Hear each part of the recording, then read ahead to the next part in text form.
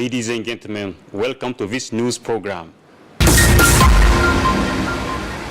Burkina Faso reshapes its administrative map with new regions and provinces. All administrative units have been renamed to reflect local identity. Back to the territorial reform right away. Ouagadougou hosts key energy talks for Sahel solar future. Regional energy ministers gathered in Burkinabe capital last week to boost their power goals, part of the Desert to Power initiative. The Burkinabe in Ghana rally for the homeland. They have launched early this week cultural and fundraising days for the nation. More details in a while. In a major administrative reform, the number of regions in Burkina Faso has increased from 13 to 17, while the number of provinces has gone up from 45 to 47. Under this new restructuring, all administrative divisions now bear indigenous names reflecting local identity and heritage. Two key decrees were adopted last week in the Councils of Ministers, one establishing the creation of new administrative units and another changing the names of existing provinces and regions. According to the Minister of State in charge of territorial administration, this new organizational framework aligns with the vision of the President of Faso, Captain Ibrahim Traoré. It places particular emphasis on strategic defense considerations. Minister Emile Zabo also announced a 6-month transitional period to fully implement the reform.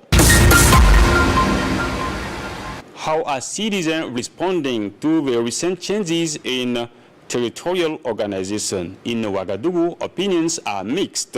While some residents welcome the decision to rename administrative units with indigenous names, others are calling for revision to certain newly adopted names. Stay with us for more. I can say that this is a decision that is welcome in our country, because we can talk about a free country or an independent country while continue using things on other languages. Know where you come from. It's like know who you are. Yeah. If you don't know where you come from, you can say to someone who you are. I hear that Koudougou took the name of Nando. Nando, I think that Nando means maybe it's Gurunsi.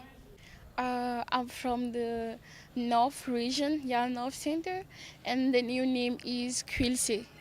Yeah, I think that Quilse means many rivers or many sources of water in my mother tongue. And this is given according to the number of lakes and rivers in the region, because Kongusi have Lake Palm and Kaya Lake Dam and so. This is the reason why they give just many rivers in the center, in the region. For the Joro, for example, if possible, I want to ask the government, if possible, to change it, because the Joro is not something we shall joke with it. It is really meaningful, and I'm not happy when I'm listening to people saying Joro Joro, and it's no nice.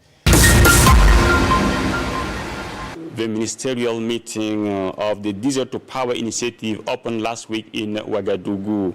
This initiative, launched in 2019, brought together Sahel countries, including Mali, Niger, Mauritania, Chad, and Burkina Faso. The goal is to ensure access to secure, reliable, and affordable energy for the populations.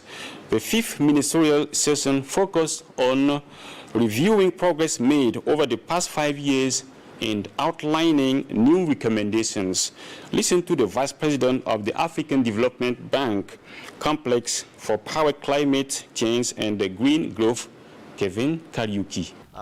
The significance of this morning's meeting is to take stock of the progress we have achieved over the last 5 years since the establishment of the Desert to Power initiative. And as I've said, there are a number of projects that have been started, including the Yelen on-grid electricity project here in Burkina Faso. That has been completed, and I do believe it is already injecting power into the grid, and we will be able to go and see it, to see one of the sites today. In addition, at the third ministerial meeting in Nouakchott, we were given the responsibility of developing tools that can be able to help increase private sector participation in power within the Sahel region. And so what we did, there were two deliverables. We have developed what we call the IPP common framework or protocol, and also the green mini-grid sort of strategy that will be unveiled during this session, because what we understand and we know that public sector alone cannot be able to deliver power at the scale and the speed that is required. Following the meeting, a delegation from the African Development Bank and the Desert to Power initiative visited project sites to assess progress on the ground, which took them to the Gonsin solar power plant located a few kilometers far from Ouagadougou. The plant, developed under the Yelen project, currently produces 42 megawatts of electricity. The African Development Bank has expressed its intention to boost this capacity in the near future. Listen. You've seen down there the battery energy storage system, because during the day there are times when you have more than the 42 megawatts, and what you do is that you charge those batteries, and then at night, the thing is 10 megawatts, there are 10 megawatts, and then at night you actually can discharge, I think, up to 10 megawatts for 48 minutes, or whatever ratio that you want. So I think this is testimony, in my view. Everybody can see, the journalists can see, the colleagues from other countries, Mali, they can see that this project is real. Desert to Power is actually delivering power.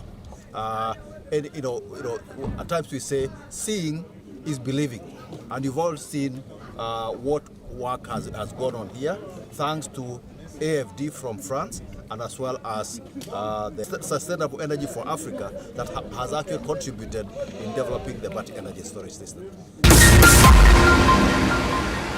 Good news for Burkina Faso's cultural sector. The support program for the development of cultural initiatives is now a reality.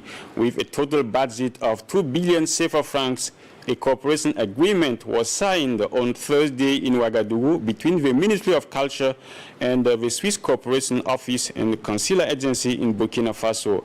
This agreement marks the official launch of Phase 1 of the PADIC program, which will run until 2028.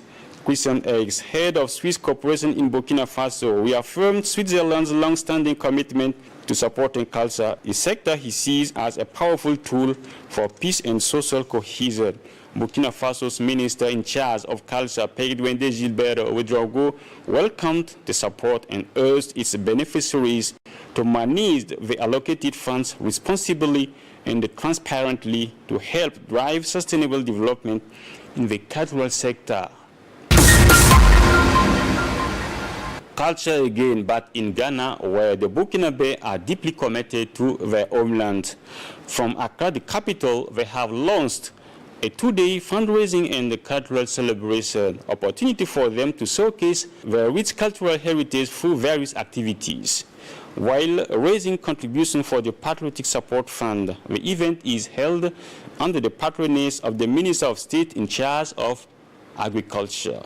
Tangaka Fando reports from Accra. From the Sport Stadium in Accra, Ghana, the Burkinabe community living in Ghana sings the Tanya as a song. We are the opening ceremony of the Patriotic and Cultural Mobilization Days. Through these days, the Embassy of Burkina Faso in Accra mobilizes for the second time the Burkinabe Diaspora in Ghana around the peace effort and the dynamic of indigenous development initiated by the President of Faso, Captain Ibrahim Traore. For the ambassador, The establishment of these days of patriotic and cultural mobilization testifies to the willingness of the Embassy of Burkina Faso in Ghana to find a meeting place to allow the Burkinabe diaspora in Ghana, in all its cultural and ethnic diversity, to rediscover around a common interest, the defense of the territory. And at the call of the President of Faso, it's all the components of the community that respond present: diplomatic representation, businessmen, customary leaders, Burkinabe community and sisters of IUS, and the Ghanaian Authority, Friend of Burkina Faso in Ghana, all marked the attachment to the motherland and the support of the patriotic march of the Burkinabe. All mark the attachment of the motherland and the support of the patriotic march of the Burkina authorities. On the program of these days, these are exhibitions of Burkina Faso know-how from the countries of the IUS, an exhibition and competition in culinary art and football, a cultural night during which activities from patriotic support continue. Main innovation of this second edition, a financial institution was associated with the mobilization for traceability and transparency concerns. Let's stay in Ghana to discover the Bimoba, the Gumachi community of Ghana. You'll see it, they are still connected with the cultural roots in Burkina Faso. The patriotic and the cultural days in Accra are an opportunity for them to showcase their cultural talents. They also welcome the initiative and the dynamic of the revolution launched by Captain Ibrahim Traoré.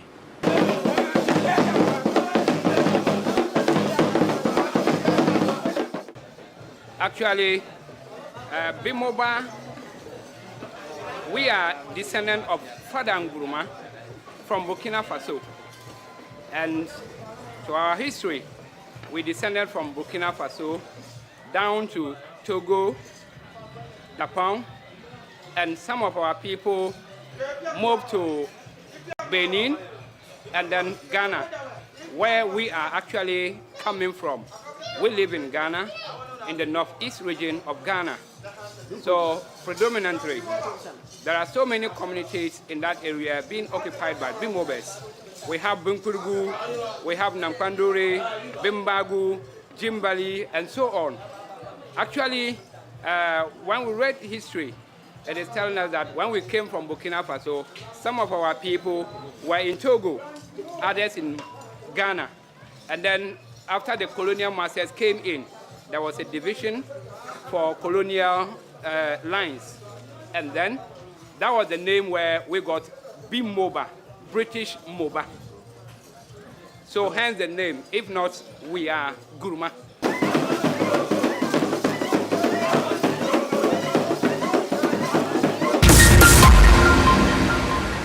Ladies and gentlemen, full stop for today's news program. Thanks for watching and stay tuned. Goodbye.